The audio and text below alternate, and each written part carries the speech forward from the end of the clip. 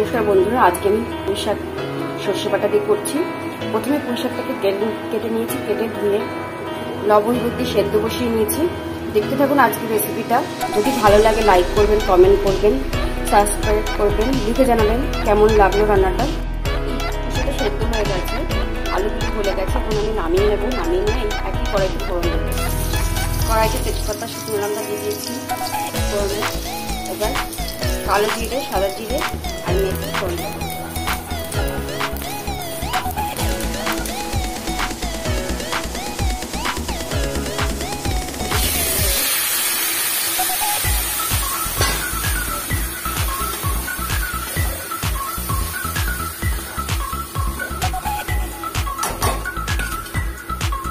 ঢেকে রাখবো।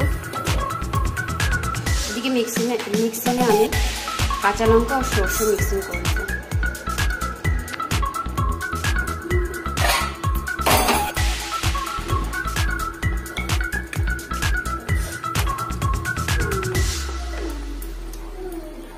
সর্ষে বাটাতে দিয়ে দেবো।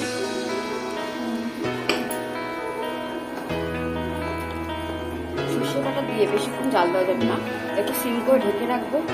তারপরে একটু লবণ ও চিনি অ্যাড করে নামিয়ে দেবো।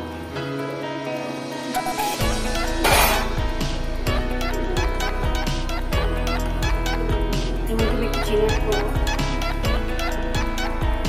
সামান্য পরিমাণে।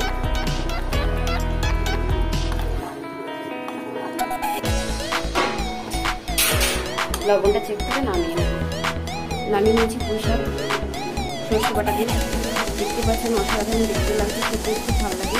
আপনারা বাড়িতে করে দেখবেন।